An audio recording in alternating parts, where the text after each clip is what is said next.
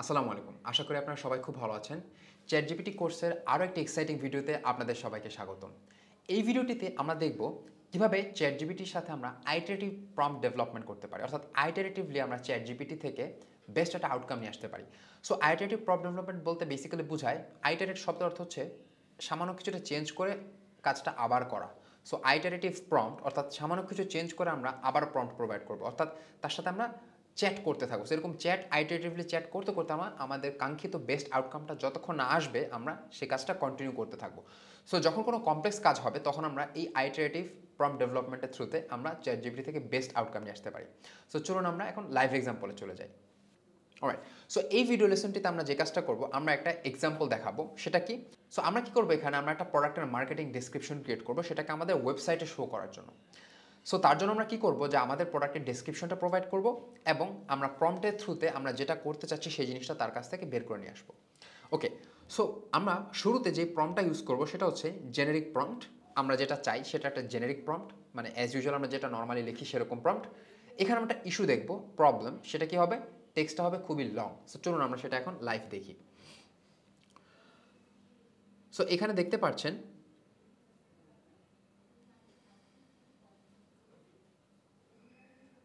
So এইখানে আমরা আমাদের যে প্রোডাক্টের যে ডেসক্রিপশনটা সেটা কি ওভারভিউ, দেন হচ্ছে কনস্ট্রাকশন, ডাইমেনশন, কী কী অপশনস রয়েছে, কি ম্যাটেরিয়াল দিয়ে বিল্ড করা হয়েছে, সিট, এবং কোন কান্ট্রিতে সেটা অরিজিন হয়েছে।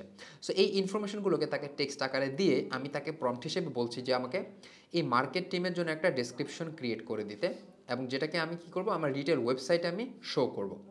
সো এরপর আমি তাকে বললাম একটা প্রোডাক্ট ডেসক্রিপশন ক্রিয়েট করে দিতে। সো সে কী করছে দেখেন, একটা প্রোডাক্ট ডেসক্রিপশন কিন্তু ক্রিয়েট করে দিল এবং এটা কিন্তু আস্ত একটা রচনা দিয়ে দিয়েছে সে, রাইট? সো আমরা কেউ কিন্তু ওয়েবসাইটে কোনো ডেসক্রিপশন হিসেবে রচনা দেয় না, সেখানে ভিজুয়ালস থাকে বা স্ট্রাকচার্ড ওয়েতে ডেটা থাকে, রাইট? সো এই আস্ত রচনা যদি আমি দিই তাহলে কিন্তু মানুষজন আমার ওয়েবসাইট থেকে আগে ভেগে যাবে। সো আমরা এটাকে কীভাবে অ্যাট্রাকটিভ করতে পারি? ওকে, সো এখন আমরা যেটা দেখবো যে আমরা প্রম্পটটাকে একটু চেঞ্জ করব। সো সেটা কীভাবে করতে পারি? সো আইটারেশন টুতে আমরা যে কাজটা করব যে আমাদের জেনেরিক প্রম্পট থেকে আমরা ওয়ার্ড বা সেন্টেন্সটাকে লিমিটেড করে আনবো। অর্থাৎ আমরা এখন বলবো যে 50 ওয়ার্ডসের মধ্যে নিয়ে আসতে।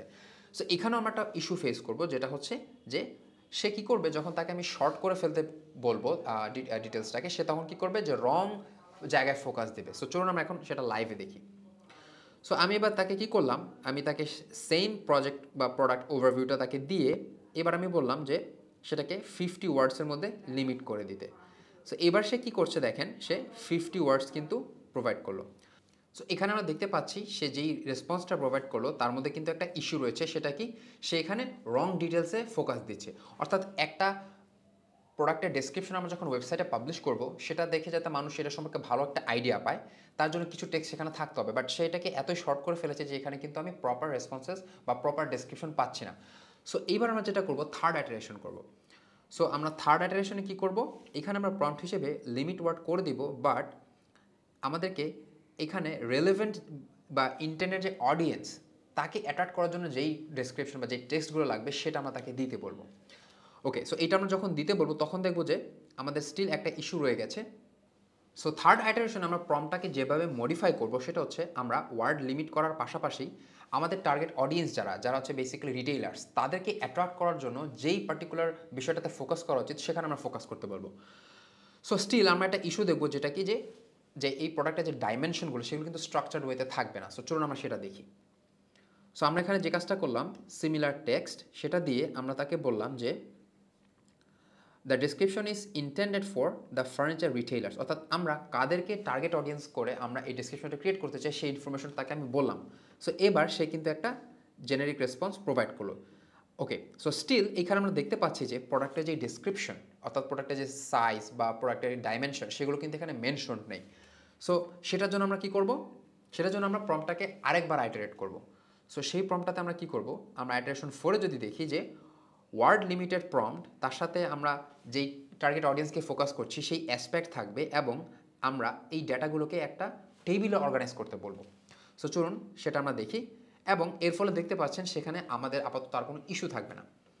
ওকে, সো এবার আমরা প্রম্পটটাকে কীভাবে ডিফাইন করলাম, আমরা যেটা করলাম যে আমাদের প্রোডাক্টটাকে রাইট। সো এই যে দেখতে পাচ্ছেন এখানে আমাদের যে প্রম্পটটা রয়েছে, প্রম্পটটাকে আমরা কীভাবে মডিফাই করলাম, এই প্রোডাক্ট ডেসক্রিপশন সে লিখবে ডেলিমিটেড বাই ট্রিপল ব্যাকটিক্স, যেটাকে আমরা ট্রিপল ব্যাকটিক্সের ভিতরে দিয়ে দিয়েছি। এবং এই ডেসক্রিপশনটা কাদের জন্য? রিটেইলারদের জন্য। এবং প্রতিটা প্রোডাক্টের জন্য একটা প্রোডাক্ট আইডি ইনক্লুড করতে দিয়ে দিয়েছি। এবং প্রতিটা ডিসক্রিপশনকে আমরা কি করছি, এবং ডিসক্রিপশনের শেষে প্রোডাক্টের ডাইমেনশনকে আমরা এখানে টেবুলার ফরম্যাটে দিতে বলেছি। তো যখন আমরা সেটা তাকে বললাম, আপনারা দেখতে পাচ্ছেন কত সুন্দর করে একটা প্রোডাক্ট ডিসক্রিপশন, প্রোডাক্টের আইডি এবং সবশেষে মেজারমেন্টগুলোকে একটা টেবিলে দেখাচ্ছে। Now it becomes more eye catchy and attractive to the retailers, because তারা এখন কি করছে, এই টেবিলে দেখতে পাচ্ছে তার ডাইমেনশনগুলো কি। ওয়েল, সো এটা তো আমরা দেখলাম যে টেক্সট আকারে কীভাবে সে আউটপুটটা দিচ্ছে।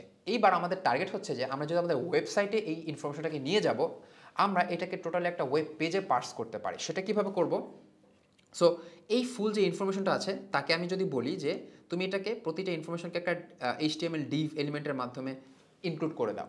সো তখন সে কী করবে, এই পুরা যে ডেসক্রিপশনটা সে আমাকে দিল সেটাকে টোটালি একটা HTML ফাইল আকারে সে আমাকে দিবে। সো দেখতে পাচ্ছেন এখানে সে টোটাল একটা HTML ফাইল প্রোভাইড করলো। সো আপনারা সেখানে কপি পেস্ট করে একটা .html ফাইল ক্রিয়েট করে যদি সেটাকে ক্লিক করেন আপনারা ব্রাউজারে দেখতে পারবেন। বাট আমরা এটাকে এক স্টেপ ফার্দার নিয়ে যেতে চাই। সেটা কি, আমি এক্সট্রা করে তাকে বললাম যে এই জিনিসটাকে CSS দিয়ে কিছুটা বিউটিফাই করে দিতে। সো সে কী করলো, এটাকে কিছুটা বিউটিফাই করে দিল। সো বিউটিফাই করার পর আপনারা দেখতে পাচ্ছেন এখানে এই হচ্ছে আমাদের ওয়েব পেজটা। সো এবার এটাকে আমরা কপি পেস্ট করে যেই পেজটা পেয়েছি সেটাকে আমরা রেন্ডার করব।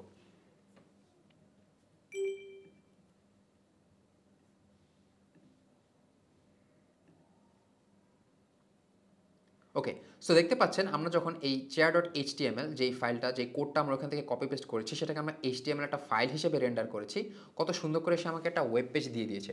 আপনারা চাইলে এখানে আরও প্রম্পট এডিট করে আপনারা আরও ফার বেটার আউটপুট নিয়ে আসতে পারেন। আমরা এখানে একটা এখানে আপনারা একটা চেয়ারের ইমেজ ইনক্লুড করে দিতে পারেন, আরও ফ্যান্সি আপনার কুল ফিচার্স এখানে অ্যাড করতে পারেন। সো আজকের এই লেসনটিতে আমরা যেটা শিখলাম যে যখন আমরা ChatGPT দিয়ে কোনো একটা কমপ্লেক্স কাজ করাতে চাবো, যেটা কিনা কিছু স্টেপস আমাদের ফলো করতে হবে, আমাদেরকে প্রতিনিয়ত তাকে আইটারেট করতে হবে, একটা পর একটা তাকে আপডেট দিতে হবে। সো সেই ধরনের প্রম্পট এর জন্য আমরা আইটারেটিভ প্রম্পট ডেভেলপমেন্ট এই অ্যাপ্রোচটা ফলো করব। সো আশা করি আপনারা আজকের ভিডিওতে খুব ভালো কিছু শিখতে পেরেছেন। পরবর্তী ভিডিওগুলোতে আরও কুল জিনিস শেখার জন্য আমাদের সাথে থাকুন। আসসালামু আলাইকুম।